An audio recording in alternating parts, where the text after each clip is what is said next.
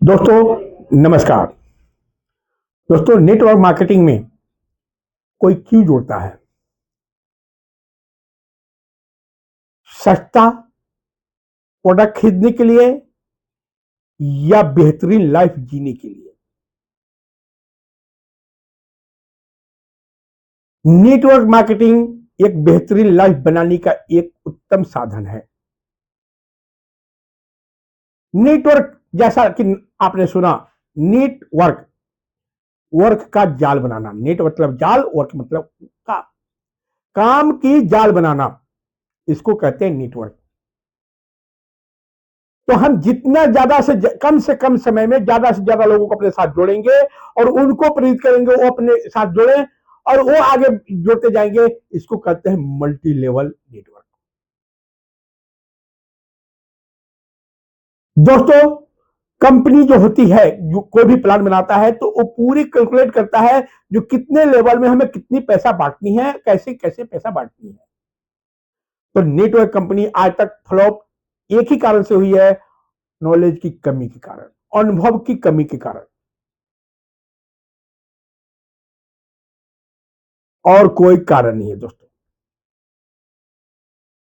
Network एक ऐसा business है जिसमें हर सक्सेस अपनी सीक्रेट छुपाता नहीं है, अपनी जितना सीखता है उससे ज्यादा अपने डाउनलाइन को सिखाने के प्रयास करता है और इसमें हर कोई सक्सेस हो सकता है। दोस्तों, लेकिन यहां पे एक ही बात को ध्यान रखना पड़ता है, सिखाने वाले को सम्मान देना और सीखने वाले को प्यार करना। जितना सिखाने वाले को सम्मान देंगे उतना सिखाने वाला आपको और सिखाएगा और समझाएगा, और जितना सीखने वाले को प्यार करेंगे उतना वो ज्यादा सीखेगा। तो सीखो, सिखाओ और कमाओ। यह चेन सिस्टम नहीं है, ये टोपी पहनाने वाला बिजनेस नहीं है, ये गंजे को कंघी बेचने वाला बिजनेस नहीं है, यह समझने वाला बिजनेस है और समझाने वाला बिजनेस है। दोस्तों, आजकल 99% लोग पैसा जो कमा रहे हैं वो खुद को आनंद के साथ जीने के लिए नहीं, दूसरों को गलत साबित करने के लिए कमा रहे हैं, दूसरों को छोटा साबित करने के लिए कमा रहे हैं। जैसा कि हमने पहले इस्तेमाल किया, औकात। हर कोई पैसे से एक दूसरे की औकात देखता है। जिसके पास ज्यादा पैसा है, बड़ी गाड़ी है, बड़ी मकान है, उसकी औकात है। जिसके पास पैसा नहीं है, जिसके पास गाड़ी नहीं है, जिसके पास एक ड्रेस नहीं है, उसकी औकात नहीं है। दोस्तों, और मैं कहता हूं, औकात किसी के पास नहीं है सिवाय भगवान की। भगवान किसी एक को सब कुछ देकर के नहीं भेजा है। भगवान ने किसी को अनुभव दिया है, किसी को पैसा दिया है, किसी को ताकत दिया है, और ये तीनों में से थोड़ा थोड़ा सबको दिया है, लेकिन पर्याप्त मात्रा में एक के पास नहीं है। पर्याप्त मात्रा में किसी एक के पास तीनों में से कोई एक ही होगा, या पैसा होगा, या ताकत होगा, या अनुभव होगा।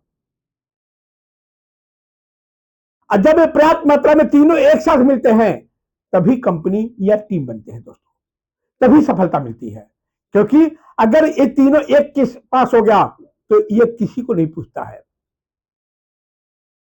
उदाहरण के तौर पर आपने सुने होंगे, पिक्चर लाइन में बहुत पैसा है, बहुत लोगों ने पैसा कमाया। अब जब पैसा कमाया तो किसी को नहीं पूछा। अंत समय में वो बीमारी से तड़प तड़प कर अपने घर में प्राण त्याग दिए, सोफा पे लेटे लेटे प्राण त्याग दिए, और जब उनके घर से बदबू बाहर आया तो पड़ोसी ने गेट तोड़ करके उनके दरवाजा खोला और उनके घर से सड़ा हुआ लाश को बाहर निकाल कर उनकी दाह संस्कार किया। दोस्तों, अहंकार जब रावण का नहीं रहा तो हमारा और आपका कैसे रहेगा? जिम्मेदारी लिया जाता है, दिया नहीं जाता। सहयोग लिया भी जाता है और दिया भी जाता है। भगवान ने हमें ये दो हाथ दिए हैं, एक हाथ लेने के लिए तो एक हाथ देने के लिए लेन देन परस्पर चलता रहे, तभी विकास होती है। मांगने से अपने अंदर की आत्मग्लानि खत्म होता है और देने से अपने अंदर के अहंकार को जिम्मेदारी समझ के देंगे तो उसी तरीके से रिटर्न आएगा। तो अहंकार के बदले जिम्मेदारी होना चाहिए और आत्मग्लानि के बदले जिम्मेदारी होना चाहिए। तो अहंकार और आत्मग्लानि को साथ मिला देते हैं तो जिम्मेदारी का जन्म होता है और जिम्मेदार व्यक्ति कभी अनसक्सेस हो ही नहीं सकता है।